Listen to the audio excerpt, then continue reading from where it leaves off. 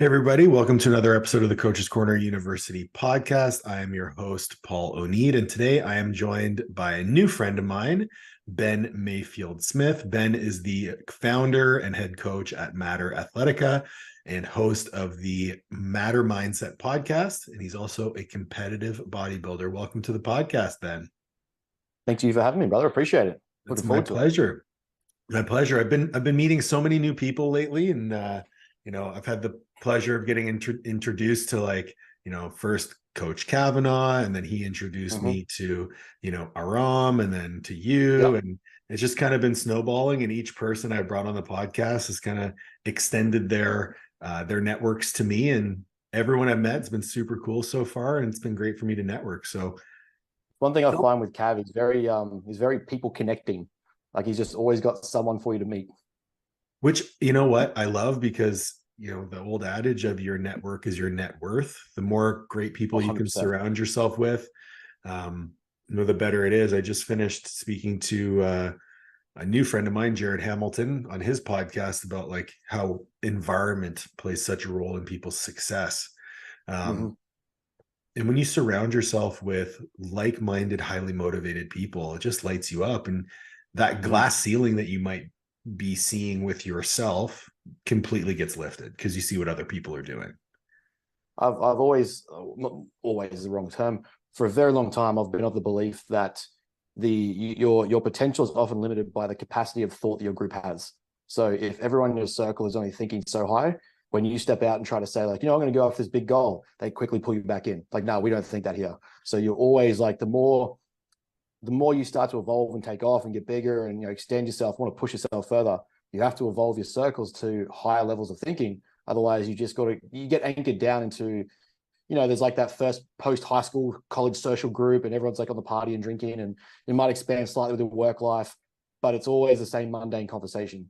And for me, it's always been once you find that ceiling, you need to evolve the group, especially if you want to go somewhere. And it's not in a negative way. It's just simply that some people don't want to go to that next level.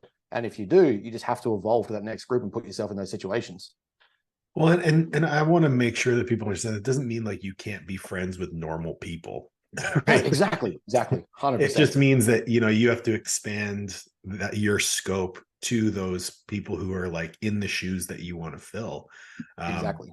There's a lot of friendships that I have where we don't have much in common aside from history. And that's enough to have a good friendship.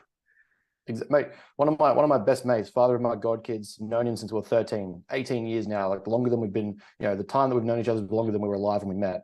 And he has absolutely nothing in common with bodybuilding, training, high performance, just a fucking good dude, loves his life, loves his family, works hard, owns his own business. That to me, I'm I respect that.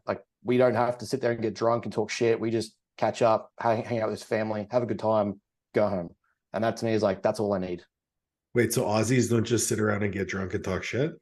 No, it's surprising. Sometimes I do. There's a large cohort, I guess, that do. That's the stereotype here in Canada. Well, Canadians too. I mean, we play hockey and get shit faced. I do not. I watched a video just recently of an NHL fight. Honestly, oh man, it's something that I wish rugby league had allowed, because we've got very strict on the no contact, no fighting, no punches, you get sent off. Hockey's just nah, screw that. You get 5 minutes, in you go, throw hands, penalty afterwards, off you go. You get in the box. It used to be so much better. Now, oh, really? Hockey's really soft now. It used to be 4 or 5 fights a game kind of thing. Now guys are afraid of lawsuits and whatever. I don't know. It's like every sport. Every sport's getting nerfed. Even in American football, you can't hit the quarterback certain ways, and you can't lead with your head anymore. What world do we live in? We can't hit people in the face with our faces. That's weak.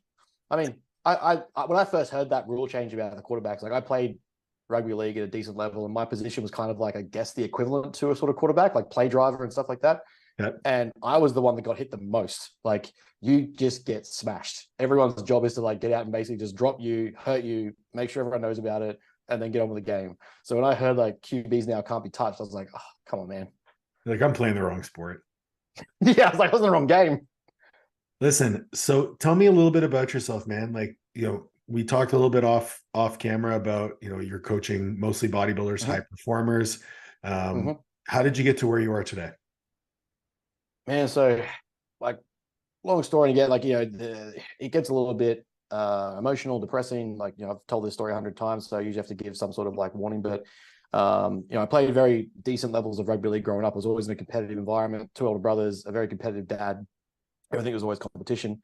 My dreams and aspirations, ambitions was make it to the rugby league professional level, make it to that next sort of stage, take off my career there, kind of just do the standard trade in the background where it's like, you'll just do, I think I was going to adjust my seat. There we go. You kind of just do like the basic trade while you play football career and that sort of thing. And at the age of 21, a very similar philosophy, I guess, to the Rock's adage about not making the NFL. The best thing that never happened to me was that I didn't get there because I was hit by a car. And when I was hit by a car, I ended up with chronic diagnosis of spinal disability. So I ended up with like technically a 10% impairment of my lumbar spine. And I was supposed to have spinal fusions, disc removals, all sort of stuff. I was 21 and I said, fuck off. Like, I'm just not doing that. There's got to be something I can do. And, I was in the midst of playing a decent level of rugby league and really trying to push that next level. And, I lost my entire identity. I went through depression, suicidal tendencies. Like, lost my girlfriend at the time. And at the same time, my father was diagnosed as terminal. And in that same process, man, I lost my entire self-worth, I guess, and my self-identity. And I then had to step up. And because I wasn't working because of my injury, I became dad's full-time carer.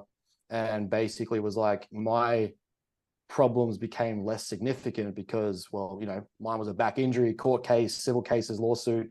His was dying. So, it kind of put me into a different position, a different light, I guess. How bad are my problems when, I'm still here and I'm living. He's been terminal for 5 years and is supposed to pass away. So, long story from that is I just went about my rehab. I was like, what can I do? I really approached the same sort of way that I approached my competition, my competitive career, my playing career.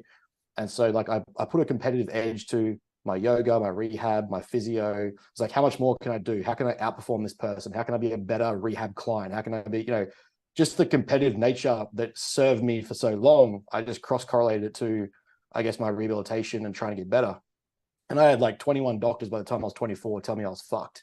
And, I went to spinal surgeons like, you'll never do contact sport again, you never deadlift, don't squat, don't bench, don't heavy load your spine, all these, the typical, rehab process. And I was just like, that's just not good enough for me. I'm 21, being diagnosed with the spine of a 75-year-old. I'm not going to sit in a chair for the rest of my life. That's just not how I work. Yeah, for sure. And, at that point I was just like, well, I just got to take this in my own hands and do what I can. And I spent a lot of time, being in the care of dad. It left me with a lot of time where, he wasn't immobile, he wasn't crippled. It was just more so the slightest nick, because he went through such aggressive radiotherapy, chemotherapy, stem cell transplants, all these different things. The slightest illness, the slightest cut, the slightest injury would infect his bloodstream and kill him. So basically I just got told like my job is to make sure he doesn't do anything. So it's kind of just like a sit there and wait sort of position. And so from that, I just spent a lot of time figuring out what injuries didn't hurt, what movements didn't hurt, what movements didn't exacerbate the problem. What can I do? What can I take? What can I use? What machines suited? What helps? So I came up with this repertoire of movements and training that I could do and sort of try and get back to normality. And then it just got to a point where I was like, I can't return to my career, can't return to my trade, can't return to my contact sport. I tried to play it for like 3 months and it was just, I was never going to get that next level after that injury. It's just, once you have a back problem like that, it's just not happening. And so for me, it was like, what's next? And I just started to narrow down what I loved. And I loved training. I love pushing myself. I love competing. I love driving. I love like just finding that next level for myself and what I can do. And that just started leading towards training people. I ended up starting the business the first time. I did face-to-face PT, got a lot of the wrong clientele for my sort of mentality and the way I do things. So it kind of revisited, took that step back. And I was like, I'm not the Gen Pop coach. Like I love taking Gen Pop. They want to fuck shit up and like absolutely send it and take themselves to that next level. But I'm not like I'm going to give you a pat on the back just for showing up sort of approach. Like we're going to have a very difficult conversation if that's where you're at. And so I kind of took a step back from there, and then dad actually eventually passed away when I was about 25, 26, and that's life kind of took a turn there, and things just got a little skewed, and I very quickly realized that the the drink away your problems and party away your problems, and kind of like that mentality just wasn't for me. Kind of just picked myself back up and got back into the midst of things. It was 3 days after Dad passed away. I was back to work. Everyone's like, take a grief leave, take time off, go home, sit down. I was like, I don't want to do that. Like, that's just not how I operate. It's not how I perform. It's not how I work. Yeah. I need to be back into doing shit. And it started to build this philosophy and kind of how I do things. And, it's something that I've really recognized and tried to shape into clients, is that often trauma creates perspective and experience creates perspective that sometimes you just can't get from the average sort of experience of life. And, I don't want people to have to experience the trauma that I have, for lack of a better word, as much as I don't like using it because it's a scapegoat for a lot of people. I don't want them to have to experience that to get the benefits of what it can actually produce. So I try to create that. And as I started to really recognize, like, I want to be with bigger, better, more driven people. I want to find those people and push them to the next level. If I can't go pro, I want to find the guy that can. I want to take that kid and give him what I wish I had. Like, my training philosophy basically became, be the coach that I wish I had coming up, so that I could have taken myself next level sooner. And it started getting me into a position where I was just like, asking the right questions, pushing people to the next level. I started to really see how the push and the sacrifice and the struggles of bodybuilding ended up leading to a better life for me. Like, my first competition was only 6 months after Dad passed away. And I basically sort of said to my coach, really good friend of mine, coached me for about 3 or 4 years. And he just I just said to him, I was like, look, I'm not going to come in the biggest guy. I know that. I'm not going to come in, the most shredded, but I can be in the best position I can be in. And I can also not quit. So no matter how hard it gets, how emotional I get, how tired I get, don't let me drop the ball. Don't let me quit. I was like, I don't care how dead I am, how exhausted I am. There's one thing I can control right now, and that's finishing this off. And I know, like, there was literally a pivot moment for me where, had I not finished that prep, I think life would have taken a very different turn. And where bodybuilding as an endeavor took me to here, and where we started Matter, and where I started getting to recognize the benefits, beliefs, the values, the drive that something like bodybuilding creates in people, that I got to help the clients and the athletes that I have now. Excuse me. And that pushed me to even then go and end up at university studying clinical psychology and performance psychology, because I recognize the importance of, everyone knows training, nutrition, everyone knows that's important. Mm-hmm. But when you start getting those next level people, like, you've heard the quote 100 times, the difference that separates the 1% from the 0.1% is their mentality. Everyone has at that high level, everyone generally has the same skills, the same abilities, the same traits. But what do they do differently to go from 1% to 0.1%? And that was where I was like, I need to understand this. And that was like, where we end up now. It's why the brain is part of our logo. It's why, there's Matter and Athletica. It's a combination, play on words, and a sort of system that I recognize for me to get people to the next level. It can't just be, here's your training program. It's, I need to understand you as a person and find a way to take you further. There's a lot in there that can be pulled out from, and a lot of it resonates with me too, because, going through life and with this, I've kind of come full, like, how old are you? 31. So I'm 5 years older than you.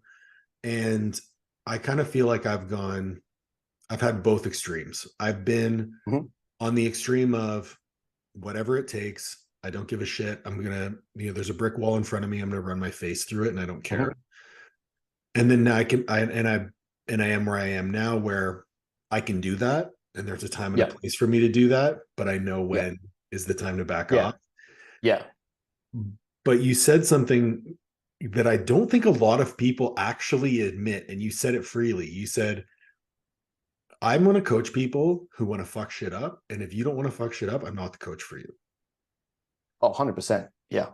And I think that's so important for people to hear. It's like, it's very much the, like, in vogue to say, I can appeal and I can be empathetic and I can, work with this person and that person. But if your goal is to just work with very high performing people who have a mindset that resonates with your own, it's totally okay to say that. 100%. It's knowing your audience, right? Like, one of my big beliefs and big philosophies, like, you read the about me on our website, like, there's a reason this guy is on a lot of stuff I do. I wear Jordans everywhere I go when I show up for business, when I show up for work. I presented at the Coach Catalyst Summit wearing a new pair of Jordans. To me, there's a lot that can be taken from the elite and highly driven people. There's always like this, I think in society, there's this separation gap where we think that people are so far out of our reach and so far out of ability that we just dismiss them as arrogant, cocky, you know, hyper successful, blessed, lucky, whatever you want to call it. And so we don't bother paying attention. We're just like, you know, yeah, I love LeBron James, love Michael, love Tiger Woods, but, you know, they're not me. There's nothing they can teach me. The reality is we should flip that. Is even if you're looking at, like, you know, one of my favorite quotes is that it doesn't matter, especially performance psychology, is it doesn't matter what you're doing, you're always performing at something. That's one of my favorite quotes I got from one of my first lecturers, my first early lecturers. She actually ran the Australian Winter Olympics team as a sports psychologist, and then she moved into performing arts, complete polar opposites. But she said the key is that everyone is always performing at something. Like that. And it's recognizing that wherever you show up, you can perform at your best. It's your choice to not, and it's your choice to do. And for me, it was like understanding people enough to go, okay, from these greats, there is a list of traits and attributes that you don't have to have all of them. You don't have to want to be them. You don't need to have an elite goal where, you know, you want to be the best in the world at bodybuilding, powerlifting, strength, performance, elite soldiers, like special forces. You don't have to want to do those things. But from them, if you have an ambition to do something just slightly better, get another house, invest in property, take your career to the next level, increase your education, go to university, those traits and attributes can be applied to that same environment and scenario. And that then shifts your mindset as to how you approach it. Whereas a lot of the time people kind of just go, oh, I've got this job. And it's like, yeah, like, cool, but are you going to spend the next 60 years of your life just having a job? Or do you want to say, you know, if I'm going to work in law or legal or real estate, I'm going to be the best fucking realtor that I can be. And I'm going to make sure that I'm showing up earlier than everyone. The snacks are on the table. My suit's on point. There is no one more energetic in this environment than myself. Like, that to me is performance. And it's like, so from these grades where I can study them, I can break them down, I can read all the books. You know, it's not about saying like, hey, you've got to be an elite athlete to work with me. It's more so, how do I take from the elite athletes and help you become more elite in your life?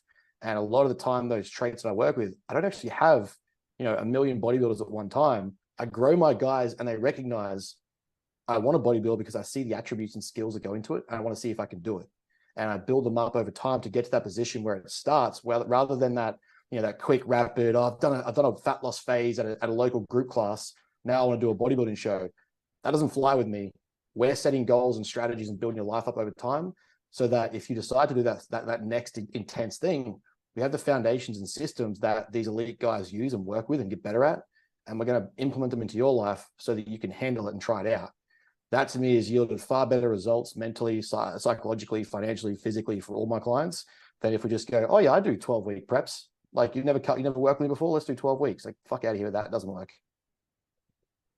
Fuck, man. I love that. I love that because, listen, what's between the ears for most people is what holds them back. Okay. Yeah. And like, whether it's, you know, past experiences or just like ingrained limiting beliefs that they have about themselves and their abilities. When you look at someone like Michael Jordan, so I grew up, I played college basketball. Like, that to me is the epitome of someone who put in the work day in, day out, first one in, last one out, a master of the fundamentals. People think of Michael Jordan, they think of like these massive dunks and all this stuff. Yep. He's the first, he had a mid-range game, 2 dribbles, jump shot. Like, that was his game. And you can't do that without fundamentals and hard work and mastering the basics. But he got through that. He got to that point through his diligence and his uncompromising competitiveness with everyone around him. Now, when we talk about this ability to overcome, this ability to push through and persevere, you mentioned during your prep, you know, I can do everything you need me to do, just don't let me quit. How do you unlock, like, what are some practical things that you do with people to unlock that within themselves? So a big thing is actually getting, before we worry about the goal of competing, is what are their values as a man or a person?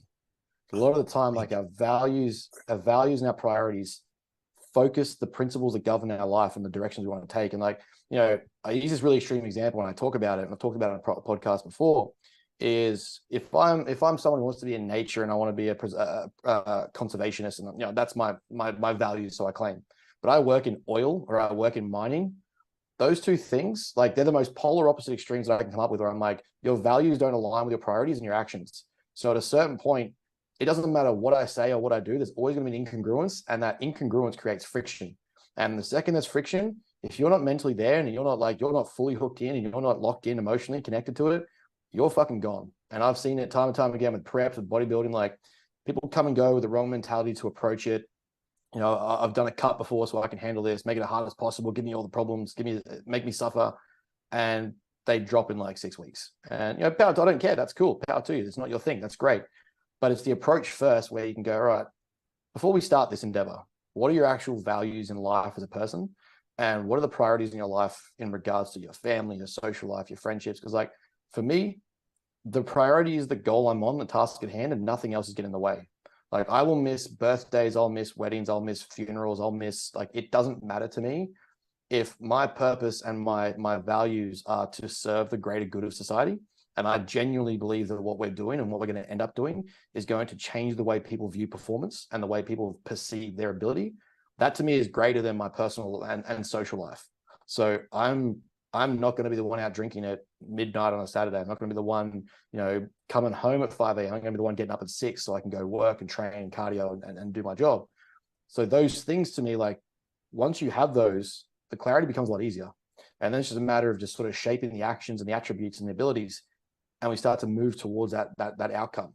So, you know, long before people have like these tangible psychological skills, like, you know, I can go through, I literally just did my sports psych exam, like my performance psychology exam yesterday. There is a whole trait list of skills and abilities psychologically we can go through that provide benefit to athletes and even the general people they can use. But before any of that's relevant, before any of that even becomes useful, knowing your values as a person trumps basically everything. The second it doesn't align, the second your actions, your words start to misalign with your values, shit falls apart. So the concept of alignment is something that really resonates with me because it's something that number one, I practice violently with myself. Like if I'm not aligned in what I'm doing, I won't do it. If it doesn't align, you know, the words that I use, my thoughts, my feelings, my actions all need to align together. You brought in the idea of values, which totally agree. Your values have to align. Where the friction point for me is with for lack of a better term, this all or nothing mentality, right? You're all in or you're all out. It comes with there is a middle ground to be found. And this is me playing devil's advocate, where you can still bodybuild and go to a wedding. You can still bodybuild and go to a birthday party. I mean, the choices that you make at that birthday party, what time you leave, etc., are going to change. But I want to make sure that we touch on the fact that you can have your cake and eat it too, assuming that you can have your Tupperware meal and eat it too. 100%. And that's where, you know, I guess rephrasing or reframing it as less as an all or nothing, but more so a reduction of variables and frictions is, you know, I know that going to a wedding is going to be less like available food. You know, food choice will be abysmal, and you know, there's a lot of pressure to socially drink and have some cake and have all the things. And like, you know, if you're balls deep in a prep, those pressures start to add up, and you know, it starts to get to a point to me where I kind of look at it as like mental bandwidth. If you're constantly having to spend your emotional capacity, your mental capacity on saying no, rejecting things, and sort of like turning things down, eventually gets to a point where you run out and you just either break, you have like, you know, 49 no's and a yes. Well, I'm going to have that, you know, I've said no to all this stuff, but there's a little bit of cake left. And those micro decisions, don't get me wrong. If you're a Gen Pop client, you're just going through your day and you're just chilling out and you want to improve body composition or improve some performance areas, not a big deal. I'll be the first one to teach you how to do that. But it's more so, are you going to make those right choices in that environment, or does it lead to temptations and problems? What's better than that temptation and problem is probably just not being in that environment in the midst of a prep. Now, when we're going through general life, and we're going there, if you can be there with your meals, you can leave at a certain time, you can have your water, you know, you might have diet soft drinks or something like that. Fantastic. I've done it before. I just know that it gets mentally draining, and I'd rather spend that energy, you know, on different things where it might be like my business, my training, my having the next day prepared, because then it snowballs, right? Yeah. For me, like the reason I brought that up is because when I decided that I was going to do a bodybuilding prep last year, I told my coach right off the bat, I'm like, I'm not going to let this affect my life or my business. I'm going to do this, but I'm not going to if I have to make a decision between business and prep, the decision is business. Like I got invited to speak at the Swiss Symposium last year for the first time. And that was the same weekend as my show. So I pushed the show back 2 weeks. I said, this is more important. Being 2 weeks out from a show and speaking at a conference, 10 out of 10 do not recommend, but 100%. It got done. But at that point, I told my coach, I'm like, listen, I know we have 2 weeks left of this. I need energy. We're going to reverse out of this thing now. Yep. This is it for me. The business comes first. He was like, totally cool. That's fine. And I almost see it as a bigger flex to say, yeah, I'm going to go do all these things. I'm going to eat my meals. I'm going to drink my water. I'm going to have a couple diet sodas, and I'm going to do as much social bandwidth as I can. I totally agree with you. I went to one wedding. I think I left at 9:30.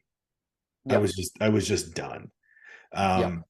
When I was speaking at the conference, I literally walked down and spent like an hour at the conference, an hour in my room, an hour at the conference, an hour in my room, because I just couldn't be around people that long. Exactly. But we're talking, that's at the extremes. I think for the most, and like you said, in my mind, I was all in on the bodybuilding, but I wasn't going to compromise my values. Exactly right. And I had that in alignment. But if you don't have that deep understanding of your values, it makes your decision making very cloudy. 100%. It's, you know, what you kind of alluded to there too is at the start of prep, you've alluded to your coach, your priorities and your principles at the start. So it's not a surprise or an emotional based decision. And your coach can look at that and go, we've already talked about this. I know that something of this was going to come up. You know, that's an opportunity that you can't turn down. Let's do it. Not a big deal. That ability to pre-emphasize and pre-plan, like one of my new strategies with clients after a couple of seasons that I've had recently, very successful seasons, but you know, I can always change things up or improve, right? Always learn. Always learning. And one of the things I said was a new strategy for my girls coming to season 8 next year is I want every event that you know exists that you have in your schedule written down right now and sent to me. What's in your calendar is what's in your calendar right now. Can we go about without adding more things to this in prep? And both of them were just like, fantastic. We can make those things work, or if they come too close to the show, maybe we start picking which ones are the most important, most priority, so that we can have those events kind of fit in and not really affect life, especially for a social person that recharges through social engagement. I want you to be able to do that. But, you know, I've also had preps where people have added stuff in prep and, you know, promised the world of being able to pull it off. And I can do this. I've got this locked down. I'm going to nail it. And, you know, you're like I'm someone who's like, hey, you talk the big game to me. I'm going to help you do that because that's what I'm about. Yeah. And then the actions don't align with the words and the values. Like, okay, we got to change this up. So, you know, if it's a start of prep, we had that conversation. You're sending me through your calendar, like, look, I've got this date, there's a birthday here, a wedding here. I'm going to have my food. I know this. Like they're aware of what I'm doing. I've already told them. Christmas is a big one for me. If clients prep over season A because it goes through Christmas here, I know that it's going to be like, you know, are they aware of what's going to happen? So you can either bring your own food and they're not going to make fun of you or judge you or whatever. All those things. Let's pre-emphasize that. Fantastic. We can still do them. But in prep, we're not adding stuff. That's where the friction, like that emotional drainage and that capacity starts to wear off, where it's like, it's not so much all or nothing because we've compromised here, where it's like, look, these social events, they're important to you. Let's do them. But we're not adding 5, 10 more things in the season where I'm going to need you home to have your meals prepared, have your sleep on point, have your hydration and your training like volume, your food's ready, you're having food on time, like all those things that add up over, you know, 6 months. That's where it's like, to me, let's get that calendar ahead. Let's lock it in. I can align that with your values. I can align that with your goals. We can make those priorities and still tick them off, but still stay aligned with the endeavor of competing, getting on stage in the best position. And I think the other aspect too that people need to comprehend is why are you competing or why are you endeavoring to do this? Because like the level to which you tell me that you're doing something is going to dictate, I guess, the level of aggression and intensity to our approach. If you're just saying like, look, I really want to see that I can get on stage in the best position I can without compromising my life, fantastic. That'll change how I coach you versus someone who's like, bodybuilding, I need to win, or I need to be in the best possible position for me to get first place because that's what I want. Those two clients, though they're both competing, are very different athletes, very different, I guess, approaches to how we go about getting that end result. One, I'm going to tick we're ticking every single box. Nothing is missed. The 1%ers start adding up. The variables are reduced. The friction points are reduced. The other one is like, okay, let's make life fit and still get the experience of bodybuilding. And then maybe afterwards we'll go, hey, did you like it? Yep. Okay, next time we'll go a little bit more serious. Next time we'll get a little bit leaner, a little bit bigger, something like that. So, you know, it's also understanding where your client sits in their priorities and what they're trying to achieve out of competing or out of high endeavors. Not everyone's doing it to be the absolute best in the world, but I can still take from the best in the world and give you a lot of skills and abilities to get there. That's funny. I'm just thinking about like the conversation I had with my coach. And I was like, listen, I know I'm not going to win. I'm shaped like a square. So let's just try and get me the leanest square we can possibly get me. He's like, I got you. I'm like, okay, cool. Yeah. So all the thing that keeps hitting me throughout our conversation so far is the direct parallels that we can draw between building physiques and building our lives. I think that is one of the lessons that, unfortunately, in this social media world gets a little bit lost, where people are willing to sacrifice and do whatever it takes for the physique that they want, but they don't realize that those lessons carry outside. They carry outside into your personal relationships. They carry outside into your career and your business endeavors. And that's one thing that I've always, you know, thankfully been able to do, is anything that I learn in my athletic endeavors, whether it be competing in powerlifting at a very high level or going through a bodybuilding prep, it's taught me more about myself. It's taught me more about how to attack life in that same way. Yeah. Is that something that you work on your clients with, or is that something that you use yourself? I'd love to hear your perspective. Oh, absolutely. Absolutely, both. So one of the things we do in our goal setting system when I onboard a client is I'm very critical on how we set goals. See, you know, a lot of the time people come to a coach, like a body comp coach or a performance coach or a prep coach, and they say, you know, I want to drop whatever poundage and drop some body fat. It's like, cool, that's fantastic. Let's get more specific with that. Again, your values, your priorities, what are they? What does this goal look like in 3 months? Is it 20 pounds in 3 months? Is it a certain level of body fat? Do you actually know what the number is? What's the deeper reason behind it? Then we go, okay, what's 6 months? What's 12 months? What's 3 years? What's 5 years? Now, where we differ from that as well is looking at that long-term goal. People don't realize, like, they'll go through the body comp challenge. I want to do a prep, or I want to do this performance endeavor. I want to do X, Y, Z. Okay, but where does that look after the fact? Because a prep's only 6 months. Training with me is probably 12 months for a prep. If we're working long-term, which we should be. If your endeavor is to win, might be 2 to 5 years. You know, it might be, you know, whatever it is. But for the average person who's like trying to learn and direct their life and take those parallels and kind of use them, is what's after the fact? What are we working towards long term? Because if you just have a goal to lose poundage, I can have you drop 20 pounds in a matter of a month.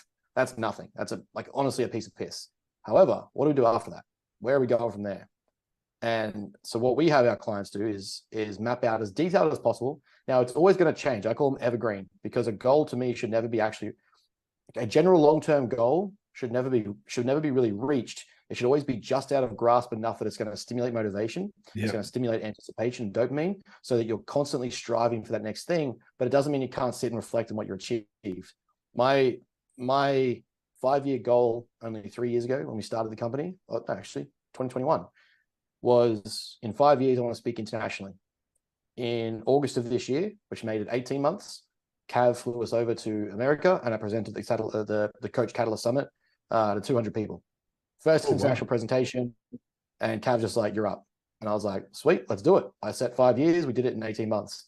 Now I reset that goal again and go, okay, what's higher than that? So the goal is always like, you know, these things are always changing.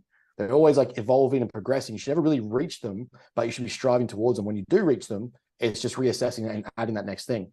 Now, again, going back to like kind of where we differ and how we cross-correlate into life, is we have that same strategy for our clients when they start, but I also have them fill out their personal life and their career, business, or education. So I'm genuinely of the belief that if your physique progresses to, you know, a professional standard, you're ready to go pro as a bodybuilder, but your life is fucked because of it, I've failed you. I've lost as a coach, because bodybuilding is only going to give you so much. But if this probably works, I reckon at our success rate, 75-80%, people that genuinely follow through and genuinely fill these things out, align with them correctly. When bodybuilding or body composition training for the right reasons, and you have these endeavors outside of just your physique, life starts to progress forward in all aspects, and in turn creates a positive feedback loop that feeds into your physique, because we know stress reduction, recoverability, reduction in sympathetic stress, you know, your body's ability to get in nutrients and food because you're more scheduled and disciplined. So all these things, then you're not, you know, delayed at work, working 40 hours overtime per week because you've got to get the cash in. We've got structures in place, systems in place, non-negotiables. Your values are clear, your direction's clear, you're very stern in your beliefs, and you're not going to waver on things. That leads to a better result in your physique, but it also leads to a better result in your personal life, in your finances, in your career, in your education, your upskilling. So having that as a goal system for us is paramount to success with a client. I don't want you to have a great physique at the cost of your life, relationships, and business, or your education, or your grades. I can push it, and I do it pretty hard. I went through a very aggressive cut coming over to Coach Catalyst. Had to do a tidy up phase after my reverse out from prep back in October. And so we got very lean. All right, let's take this as lean as we can. Got to a point where I had assignments due, the Coach Catalyst summit due. I had clients going through prep, and I was like, all right, we've probably found that limit where, I was probably 4 weeks out from a show, relatively in condition that I could have pulled into. But I was like, that's probably enough, because I now need to step up and do other things and reverse out of this and get my fuel back in place and get fed, so that I'm in a better position. Now, that led to us being able to, build that personal life, that network, the business, education. But it also, it's a way that we can build and foster the rest of life around the physical goal. And that's something I think a lot of people lack in coaching, is that they set the physique goal. It's kind of very long-winded, wrap it around. They set the physique goal, I can definitely help you lose 20 pounds. That's awesome, man. Good stuff. I bet you can. But where does this go elsewhere? How does this serve this person the rest of their life? How does it make them more positive, more excitable? How does it make them more motivated? How does it build their relationship with their friends and family? I've seen people build a great physique, six-pack, shredded abs, full pecs, big quads, and they turn into a dick. And it's like, cool. Your arrogance went up in conjunction with your muscle mass. We're not doing that. You can be elite, you can be driven, you can be a high performer, but you can still be good. You can still be good elsewhere. You can still operate at the right level and improve the rest of your life. And I can tell you, I do the exact same thing with my clients, and they're, in their Google sheet, that first tab in that Google sheet is a goals and timelines sheet that has all their events that are coming up. And then it has 3 personal goals, 3 physical goals, 3 career, education, life goals. And I want to know, what are the action items that they're going to hit for each one of those goals? Because I want them to know that this is supposed to be something that adds to their life. Whenever, and this is, especially when you have clients that are high performers, they're very critical of themselves. And so if they feel like they're falling short, you end up in this position where they almost beat themselves up about it. But in most cases, when people feel like they're falling short, they actually can't identify what they're falling short at. I'm not doing enough. I'm not where I need to be. Okay, where do you need to be? I don't know, just more than this. I'm like, okay, well, let's figure out where that is, what the timeline is. Let's make sure that timeline aligns with your values and reality. And let's see, most of the time, they're right in line with where they need to be. There's no reason to have that anxiety about it. And I can also speak to the fact that if someone is aligned with their physique goals and they keep those business, personal, education goals in sight as well, as their physique improves, so does their life. 10 out of 10 times. And I think it's a big misconception of bodybuilders, physique developers, body compositional, athletes, if you will. Just anyone that goes to the gym, I guess, for a body composition goal, is that it's for vanity, it's for arrogance, it's for ego, it's insecurity. Don't get me wrong. A lot of people that compete, very insecure. But most people that compete, very insecure. Most people that compete, very insecure. Ironically, I found a lot more security in myself from competing than inversely the other way around. Now, I pick apart my body parts like crazy, but it's more of a competitive aspect because I want to win.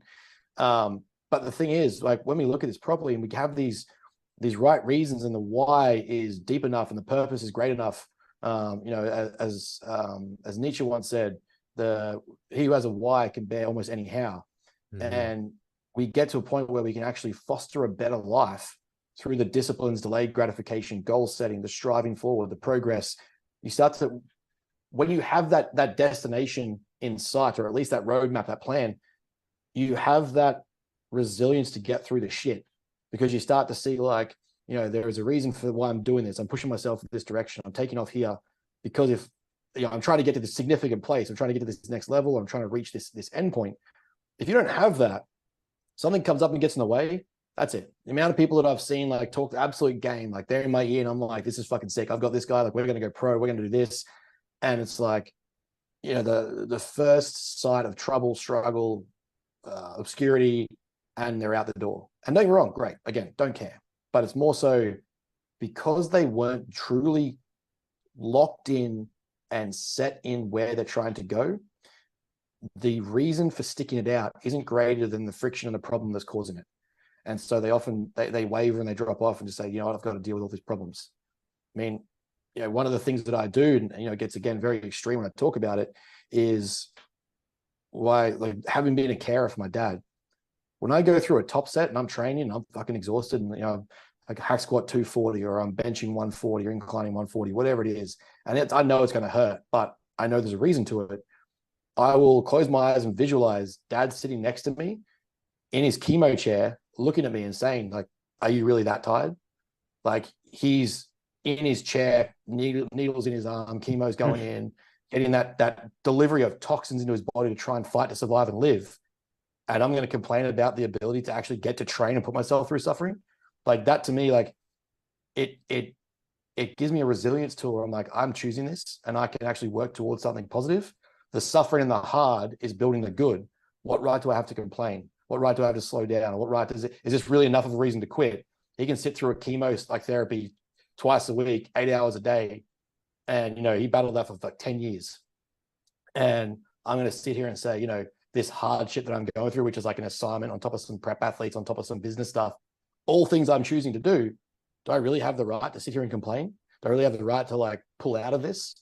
It's a choice. It's a choice. It's a choice. It's a choice. And I can't emphasize that enough. It's one of my biggest pet peeves with, you know, the conventional, I guess, you know, I mentioned social media a couple times now, but the conventional like view of bodybuilding, it's like, oh, I have to eat my chicken and rice, or oh, I have to do this cardio.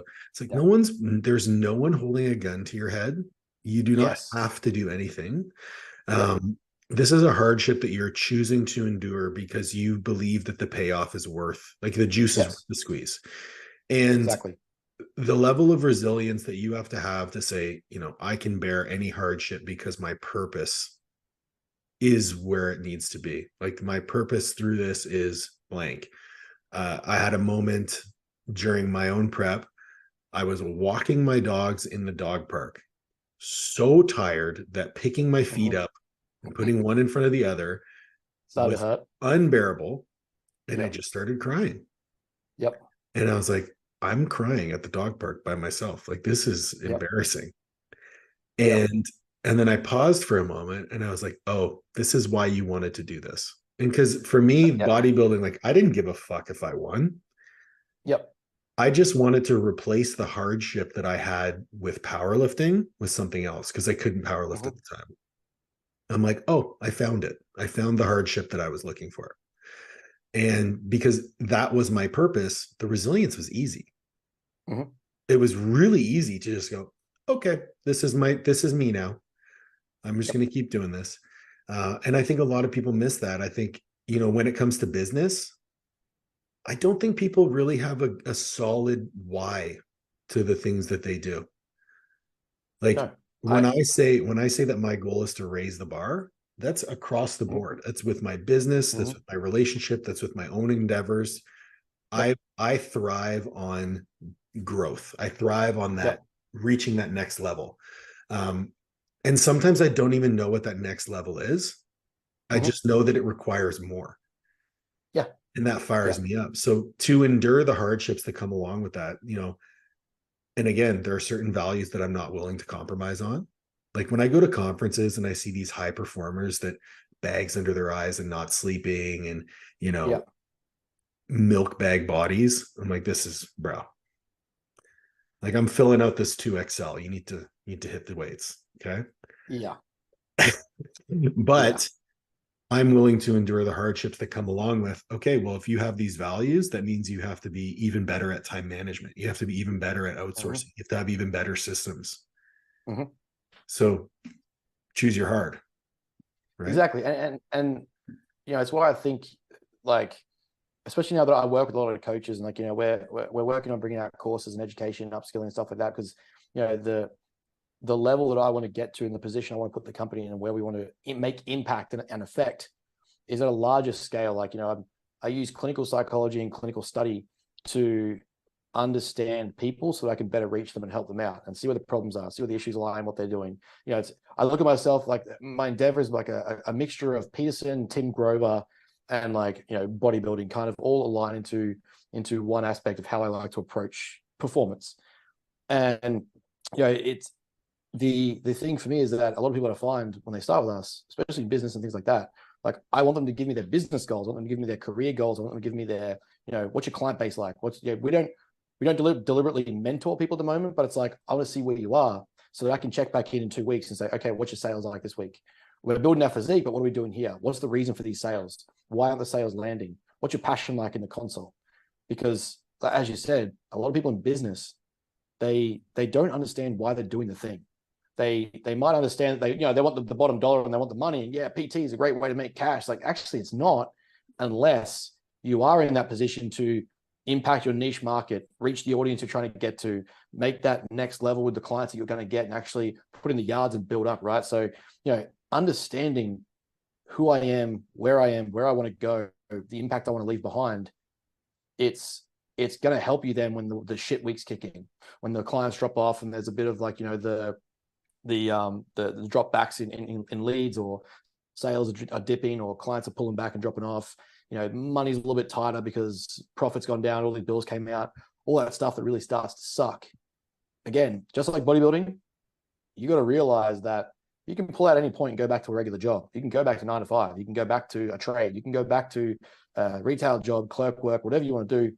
There is options, a million different options that you can go do that aren't business orientated. But we're here to make a difference and make an impact. So why would I not be willing to endure that hardship and suffer through the crap? Because to me, once I know what my genuine purpose is for being here, and I'm not a very spiritual guy, that's not my way inclined, but to me, it's once I've identified the purpose of me existing, it is now my moral obligation and responsibility to live up to that and reach it, because I can't serve society if I don't do it. I now have a debt to pay that I've identified why I'm here and the impact I need to make. I will be doing myself less justice, and I'll be doing society less justice by caving on those values and those morals. So to me, it's like that hardship just has to be pursued. Let me ask you this. Do you believe that every person can be a high performer? Yes, I do. I believe that every single person has a greater capacity and potential than they perceive themselves to have. It's just that, again, going back to that conversation start, those circles that are very limited and small in thinking, how many people have had the potential to be an Einstein, to be a Goggins, to be a Musk, but the circle they're in, when they started having that conversation, everyone's like, oh, shut up. And so that belief in themselves was never fostered. That belief in their group was never fostered. The thought was never fostered, and it never eventuated to anything.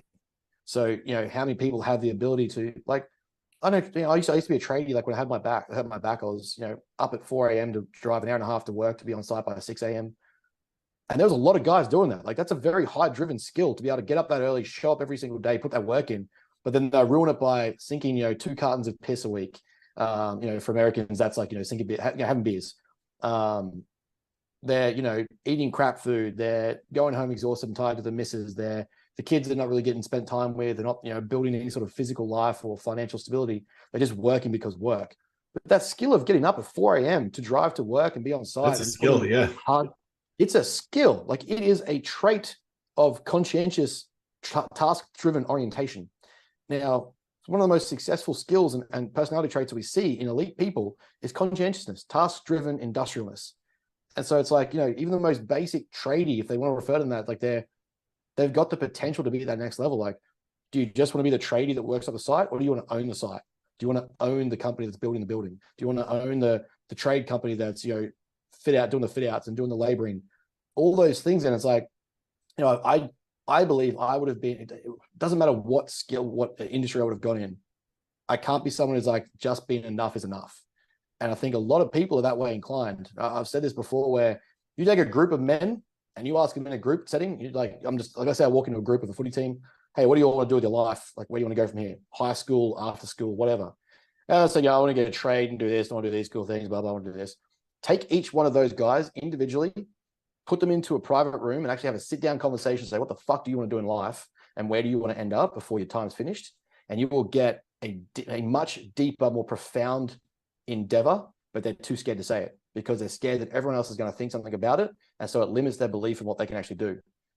The problem is if they all thought that, but the group collective is holding it back, like we need to get those conversations happening. Conversations like this where people are like, actually, you can fucking do it. You just have to have the balls to step away. Like Matter started, kind of a little dip back to how Matter started. I was running, $1 million businesses in nutrition and supplementation. I was working that industry, running stores, running company, like running parts of the business. My stores were making $1 million a year, but I was getting paid dick. I was getting paid shit. And it was during the big, global lockdown and the, outbreak and that sort of stuff. And I just said, I can't physically. Now I know where I'm going. I'm in uni. I'm upskilled. I'm educated. I've failed my first time PTing. I was like, I know that just being a coach isn't enough for me. I know that just working in a store isn't enough for me. I need to make a bigger impact. And once I decided that, there was no staying in that environment. It was too small. It was too narrow. It was too blind. I couldn't reach people I wanted to reach. And so I had all these people, it's financially not a good idea right now. The economy's not great right now. Blah, blah, this and that. We increased revenue, and I don't care talking about money because I don't do it for money, but 200% 2 years in a row. I've traveled the world. I've literally traveled overseas. I've traveled countries. I've gone into state. I've put 14 medals on my clients' necks in the last 2 years. Like all these things that people were telling me like, hey, this is a bad time to do it. If I listen to that circle and I listen to that group, I stay there as a piece of shit. Piece of shit's lack of better word. I felt like a piece of shit. I felt like I was letting down society and what I should have been doing. Yeah. And at the same time, if I didn't, like when I first started competing, I didn't have the physique for it, I don't have the ability for it, I don't have the drive, don't have the muscle mass, whatever. First comp, second call out's no big deal. My last show, I've got a gold medal on my wall. So, all these things where you listen to people, and it's not a brag, it's not arrogance. It's more so getting people to understand that if you listen to the wrong groups and you surround yourself with these wrong people, that mediocre level of thinking that the collective seems to have limits you in what you want to do. But if I ask you individually, I guarantee you I get a deeper conversation because there's something more significant, whether it was like, I wanted to do this when I was younger and play football. I want to do this and coach a team. I want to do this and build a building and, own a company and trade this, whatever. Why aren't we doing that? What's stopping you really from making that decision? What's holding you back? Oh, well, everyone in my group thinks it's stupid. Great, get a different fucking group. Or you be the first one to step out and watch the rest of your group do the same thing. So tell me, what's been the most impactful environment shift for you that's led to your growth? Biggest impactful shift? In your environment. So like, the people that you surround yourself with, you mentioned the Coach Catalyst group. Like, what are some things that you've done to change your surroundings? Honestly, it's always endeavoring to find the new group that has something to teach me, trying to make sure that I'm the smallest or the dumbest person in the room, but I can bring something to the table.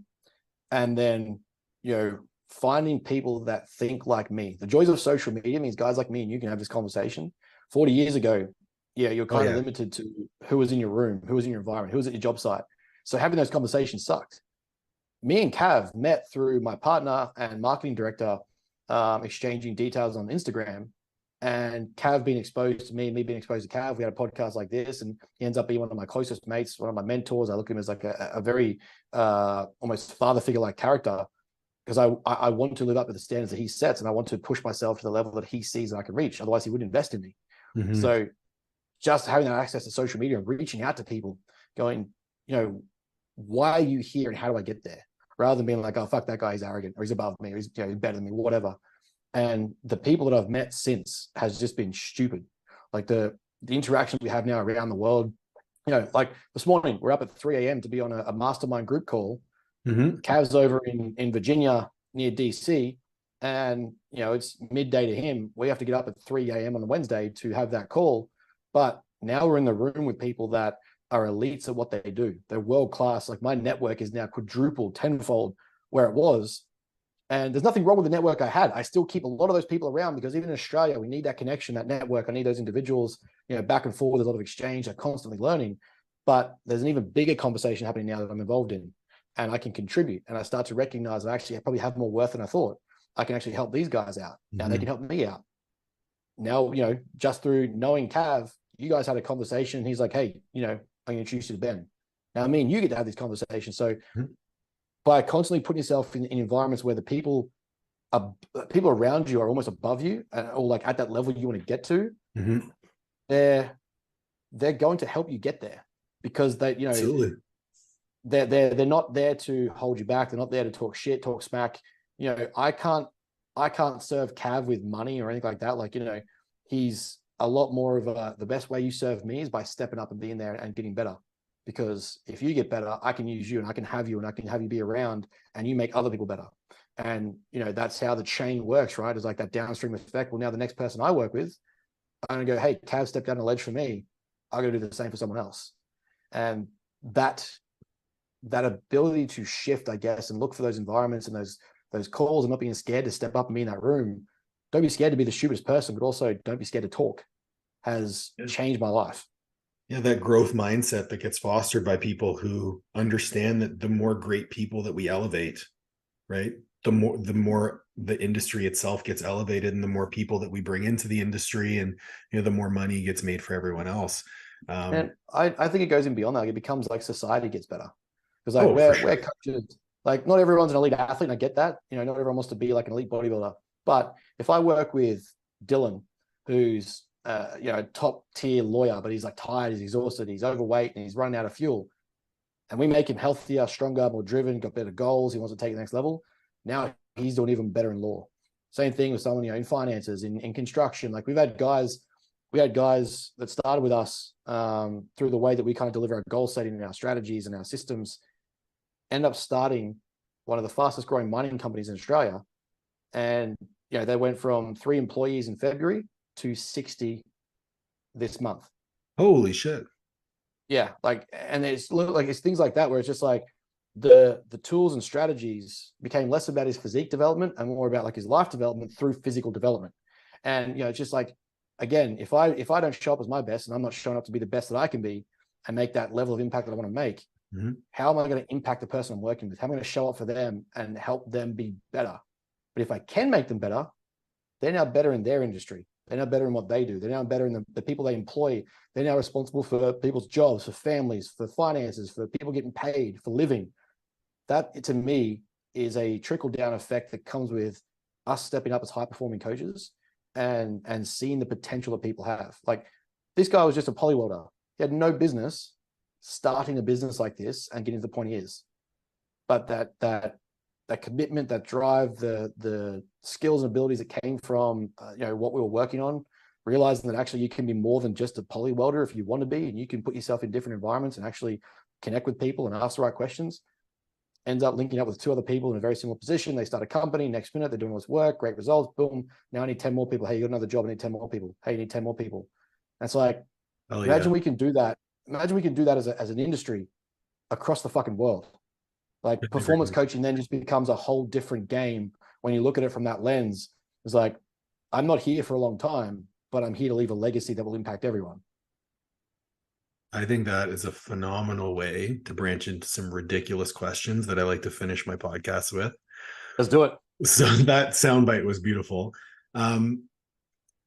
First things first, what's your favorite cheat meal? Oh.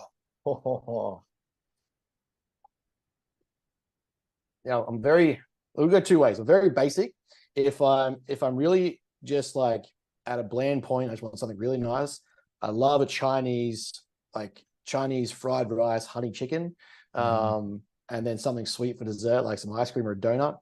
But if we're going balls deep in it, the first time I ever had Five Guys when we came to Washington, and some Five Guys with some crumble cookies, just nice and simple, nothing hectic.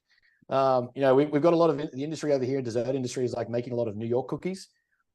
Some Five Guys with like those New York loaded cookies, I'm done. I'm good. That's first time I've ever had like just the coming out of an aggressive cut, holding that Five Guys burger, and I was just like, oh, bruh. It's a sight to behold. Plus the pump you get afterwards is just stupid. Oh yeah. Yeah. All right. One album that you can listen to, no skips. Oh, that's good. One album I could listen to. Linkin Park, Jay-Z, Collision Course. Okay, good. 5 dinner guests, dead or alive, you plus 5. Me plus 5. Oh. Okay, all right. Peterson. Good. Yeah, Jordan. Definitely Jordan. Musk. Napoleon Bonaparte. And having been to the Lincoln Memorial, someone like an Abe Lincoln, like would just be like that collaboration of just intense people of what they do would be, I think, next level conversations. They're very interesting picks. When you said Napoleon, I'm like, immediately my mind went Napoleon Dynamite. And I was like, that's a weird choice. I got to ask you about that. The final question I have for you. If there is one person that you would like to see on this podcast, but the caveat is that you have to help me get them on, who would it be? Ooh, that is good. You like how I did that, right? So you're going to do my job for me. Yeah, I like that. That's good. Yeah. I like that. Well, I mean, you met Ali, right? I think Ali would be a great chat for you. Did you meet Ali at the Ali Gilbert? Yeah, you spoke with her before. Ali, man, she is high energy, brain power. Like, she is the works. She's is good fun to talk to. Okay. Good answer, Ben. Yeah, we'll make. And she's just about to do a Silverback Summit, so you'll have a lot of conversation with her just about men, and she loves it. Dude, it's been an absolute pleasure getting to know you. I'm excited for fostering this friendship as we move forward, and I hope collaborating on some stuff in the future, man. Absolutely, man. I appreciate you having me on. I really do. It's been great fun. Yeah, we'll have definitely link up when we come stateside next time. Are you going to the December 1st and 2nd weekend? No. We got a plan with Cav. We're actually planning to come back next year around the next Coach Catalyst Summit. We're going to do some workshops, some seminars, some presentations on top of the summit when we get over there. So we're looking to be really there for 10 days last time. We're going to try and be there for about a month, 6 weeks this time. So we're going to plan with Cav a big sort of stay next mid-year. What are the dates for that usually? Not 100% certain. It's based, I think it's depending on the Olympics with Cav's team and Coach Catalyst availability. But yeah, once that's locked in, we'll be locking that in for sure. All right, I'll try to do that too. I will have links to all of your socials and everything like that. So if you guys want to find Ben, you can reach out to him below. Thank you so much for joining. Please make sure to like, share, subscribe, and ring the bell for notifications. Dropping YouTube videos every week, dropping podcasts every week, and just trying to put out as much content for you guys as we can, both through Master Athletic Performance and Coach's Corner University. Thanks so much, Ben, again. Have a great day. Appreciate you having me, brother. We'll talk to you soon.